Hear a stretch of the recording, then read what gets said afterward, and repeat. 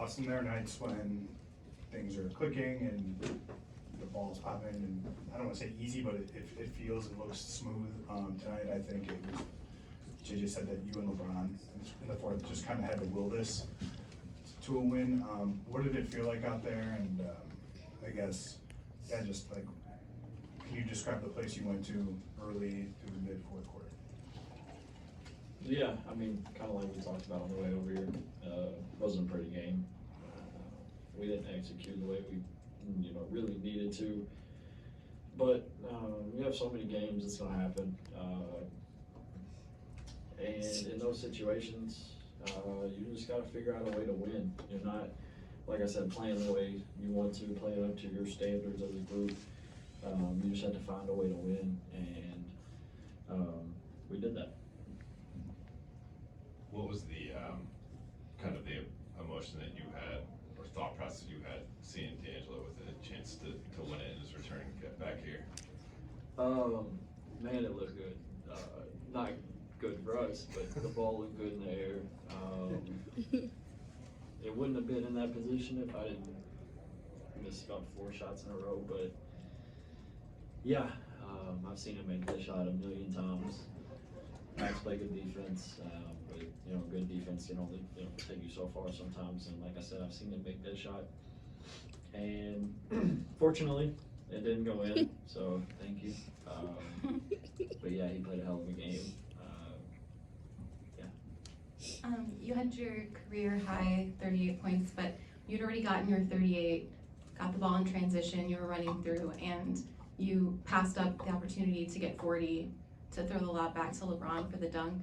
Do you feel like that's emblematic of your game in some way? I feel like a lot of players would maybe take that opportunity to get those extra 2 points. I had opportunities after I did 40, I just didn't make them. But I'm not worried about the points. I'm worried about winning. I would say 95% of the time, if there's a situation like that, I'm going to throw the ball up to him. I've seen my whole life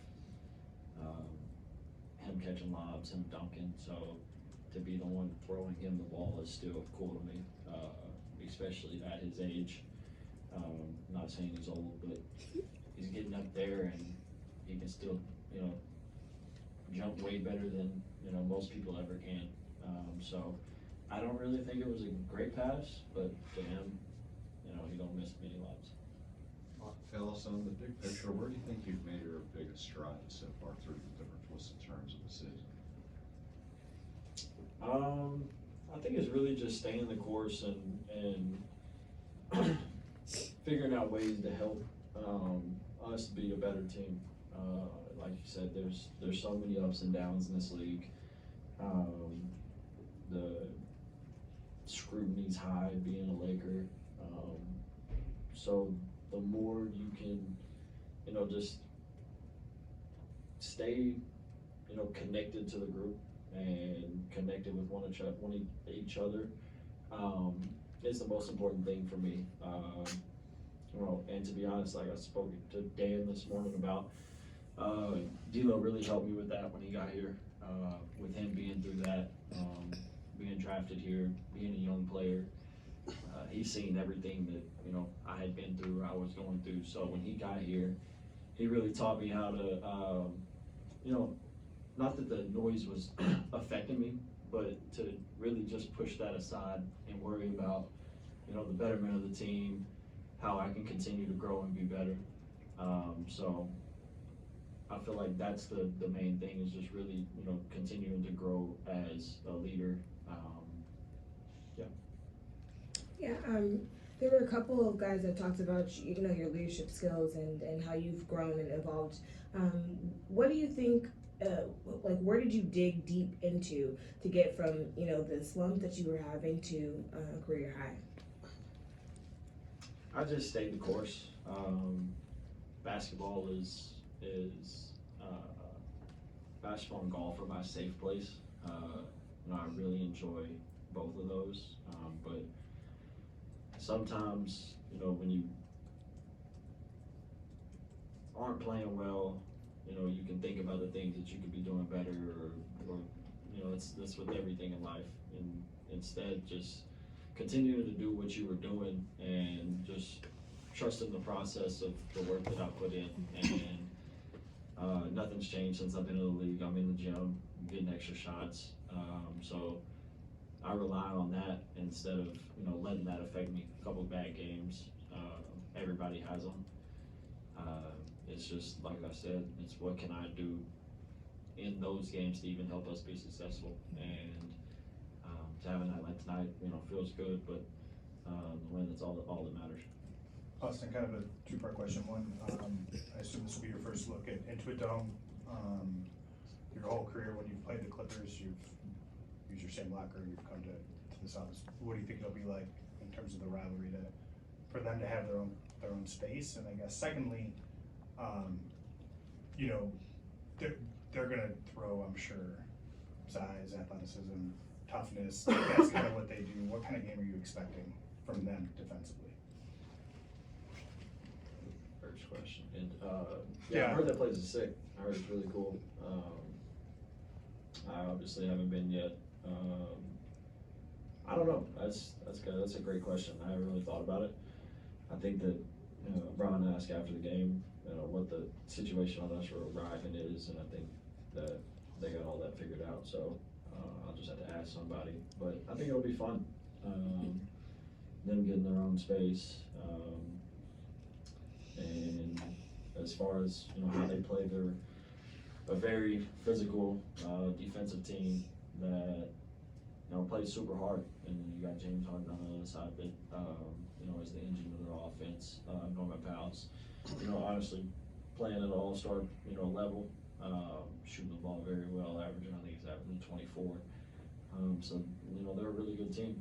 We just had to go in there prepared.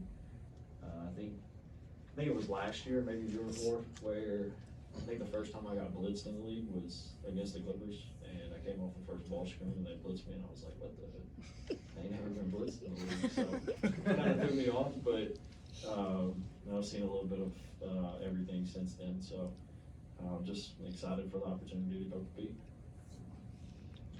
Last game after Miami, and you talked about kind of your role with creating for others. You had 14 assists. Obviously, at the end of December, you had a game with 16 assists.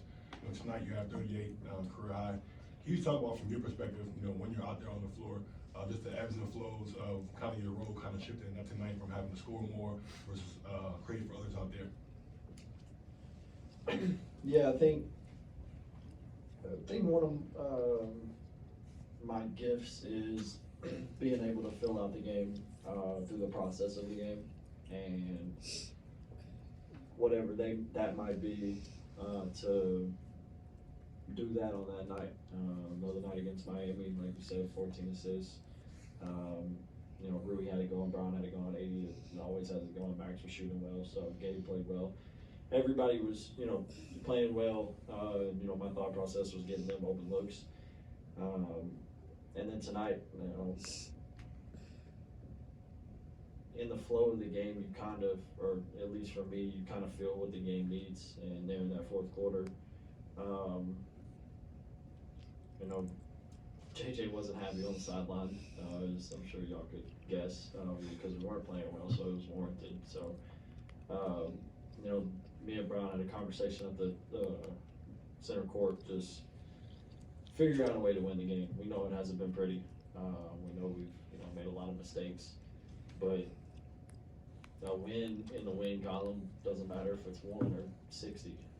It's a win, and that's all that matters. So for me tonight, it was scoring and getting us there.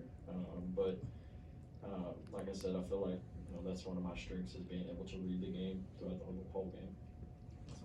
Austin, Coach talked about process versus results, and you guys just living with certain results despite adversity. So what do you make of you guys having to stay connected during adversity? What are we doing to stay connected? Yeah, like what do you make of you guys staying connected through adversity? Yeah, I think that's what creates really good teams, is going through those down moments in the season and figuring out a way to claw your way back to surface and get wins. there's, you know, honestly, there's probably for every team in the NBA almost, there's a lot of situations in the league where you feel like you're not gonna get out of it. But like I said, that's when you gotta be connected the most, and trust, you know, what the coaches are saying. You know, regardless of if people are making shots, if people are missing shots, you gotta stay the course of, you know, making the right play. Because at the end of the day, if you make the right play and you don't make the shot, you can live with those situations. It's when you don't make the right play, you know, things can get frustrating. So it's all about, you know, playing the game the right way, making the extra pass.